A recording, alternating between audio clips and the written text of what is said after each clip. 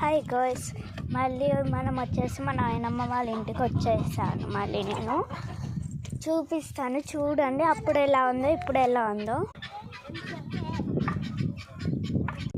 చూశారు కదా, ఇదంతా ఉంది. కంది చెట్లు ఏవో చెట్లు అంటారు కదండి, ఆ చెట్లు కూడా ఉన్నాయి, చూపిస్తారు.